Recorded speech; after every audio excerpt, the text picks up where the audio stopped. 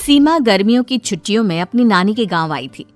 सीमा नानी के घर पहुंचने के बाद अपनी नानी के पैर छूती है और उनसे आशीर्वाद लेती है। तभी उसकी नानी उससे कहती है, इतनी बड़ी हो गई मेरी सीमा, चल जल्दी से हाथ मुंह धो ले, मैं तेरे लिए खाना लगा देती हूँ। भूख लगी होगी ना? हाँ नानी, भूख तो लग रही है मुझे, आपके हाथ के बने हुए पीले दाल और चावल खाने की। कितना टाइम हो गया है मुझे आपके हाथ का बना हुआ दाल चावल खाए हुए। तू तो नौकरी में व्यस्त थी, तो तुझे कहाँ से टाइम मिलेगा अपनी नानी के लिए? और जब इतने टाइम बाद आई है तो ज्यादा टाइम के लिए रुक कर जाएगी तू। हाँ नानी, इस बार पूरे 2 महीने के लिए आई हूँ।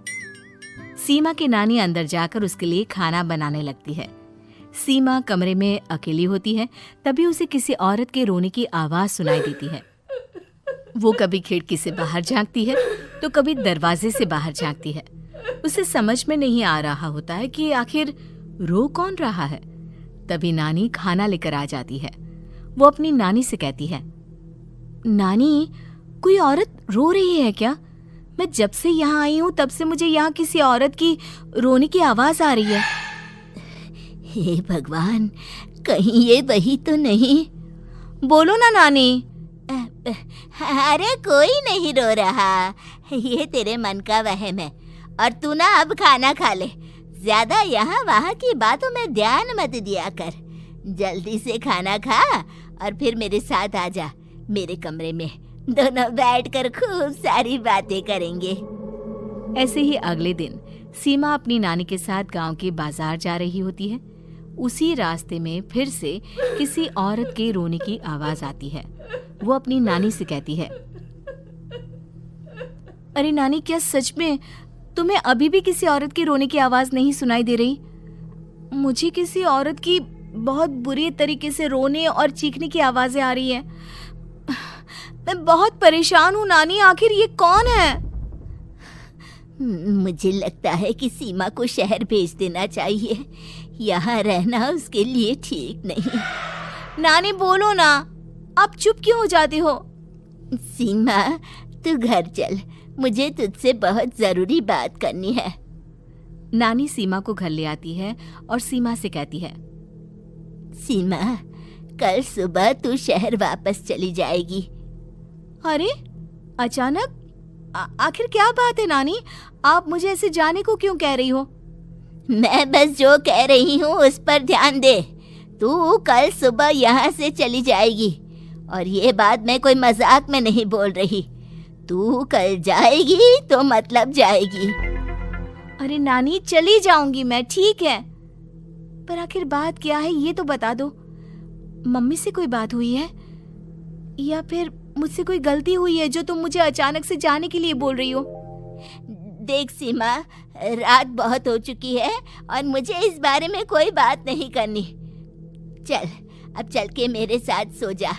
सुबह की बस पकड़कर तुझे शहर भी तो जाना है। सीमा को अपनी नानी का ऐसा व्यवहार देखकर बहुत ही अजीब लगता है। उसे कुछ समझ में नहीं आ रहा होता है कि आखिर उसकी नानी उसे अचानक से गांव छोड़कर जाने के लिए क्यों कह रही है। ये सारी बातें सोचते सोचते सीमा की आंख लग जाती है और वो अपनी नानी के साथ सो जाती है। ऐसे ही आधी रात को सीमा को फिर से किसी औरत की रोने की आवाज सुनाई देती है। वो उस औरत की आवाज सुनकर बार बार करवटें बदल रही होती है और तभी उसे सपने में भी एक अजीब सी औरत की परछाई दिखाई देती है, जो इतना चीख चीख कर रो रही होती है कि सीमा डरकर उठ जाती है। वो पूरे पसीने पसीने हो रही होती है। वो अपने आसपास देखती है तो घर में बिल्कुल शांति का माहौल होता है। सीमा घबरा जाती है। वो अपनी नानी को जगाने की कोशिश करती है, मगर उसकी नानी नहीं जगती। सीमा को फिर से उस औरत की रोने की आवाज सुनाई देती है। आखिरकार सीमा अपने आप को रोक नहीं पाती और वो घर का दरवाजा खोलकर बाहर निकलती है। आखिर ये माजरा क्या है? आज तो मैं पता करके रहूंगी। अब आवाज का पीछा करते हुए सीमा आधी रात को गांव के चौपाल के पास बने कुएं के पास पहुंच जाती है, जहां कुएं की चारों ओर बेड़ियां लगी होती हैं। उन बेड़ियों में लगे हुए ताले के साथ एक लाल रंग का कपड़ा और माता रानी का कलावा बंधा होता है। उस कुएं में से सीमा को किसी के रोने की आवाज आती है। सीमा परेशान हो जाती है। इस कुएं में कौन है? कौन है यहाँ? सुनो, कौन है? कौन रो रहा है? वो चिल्ला चिल्ला कर पूछती है और साथ ही लोगों को जगाने की कोशिश करती है, मगर किसी को भी उसकी आवाज सुनाई नहीं देती। अब सीमा खुद उस कुएं के पास की बेड़ियों और तालों को खोलने की कोशिश करती है और किसी तरह कुछ देर की मशक्कत के बाद सीमा उसको खोल भी देती है। और जैसे ही वो कुआं खोलकर उसके अंदर झांकती है, सीमा उस कुएं में गिर जाती है। इतने में उसकी नानी की नींद भी खुल जाती है और सीमा को पास ना देखकर नानी परेशान हो जाती है। नानी घबराकर पूरे घर में उसे ढूंढने की कोशिश करती है, जिसके बाद उसकी नानी और सभी लोग उस खूनी कुएं के पास जाते हैं और सीमा की नानी कुएं के पास खड़ी होती है। सभी गांव वालों और सीमा की नानी को सीमा के चिल्लाने की आवाज आती है, बचाओ, कोई मुझे बचाओ। मेरी बच्ची, हम आ गए, हम तुझे बचा लेंगे। नानी, मुझे यहाँ बहुत डर लग रहा है। यहाँ इंसान की कटी हुई मुंडिया, हाथ, पैर और कंकाल है और खून भी है। नानी, मुझे डर लग रहा है। आप सब मेरी मदद कीजिए, नहीं तो ये खूनी कुआं मेरी बच्ची को भी खा जाएगा। अरे मुझे तो ये समझ में नहीं आ रहा कि आखिर इस खूनी कुएं को खोला किसने। सालों पहले इसको इतनी मुश्किलों के बाद तांत्रिक बाबा ने बंद किया था। अरे पूरा गांव खूनी कुएं के बारे में अच्छे से जानता है, तो कोई भी जानबूझकर तो ऐसा करेगा नहीं। मतलब किसी ने अनजाने में इसे खोल दिया है भैया।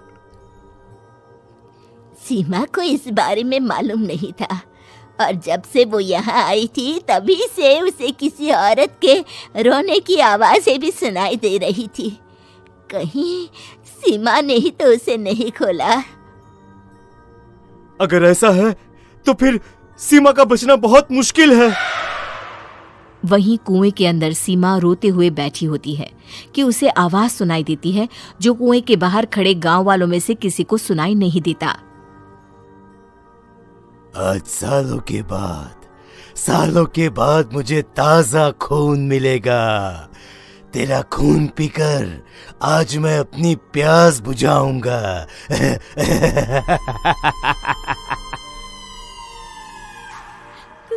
कौन है? मत मारो प्लीज, मुझे जाने दो प्लीज। मैंने किसी का क्या बिगाड़ा है? वो तुझे मरने के बाद पता चल ही जाएगा। जितने में गांव वाले और सीमा की नानी कुछ सोच पाते, उतने में उन्हें सीमा के चिल्लाने की आवाज आती है और अगले ही पल सब शांत हो जाता है। क्या हुआ? सीमा, मेरी बेटी। माफ करना बहन, लेकिन अब सीमा वापस नहीं आएगी। हमें एक बार फिर से कुएं को बंद करना होगा। गांव वाले तभी तांत्रिक को बुलाकर लाते हैं। एक बार फिर अपनी शक्ति से तांत्रिक बाबा उस कुएं को हमेशा हमेशा के लिए बंद कर देते हैं और वहां एक बोर्ड लगा दिया जाता है कि यहाँ आना मना है।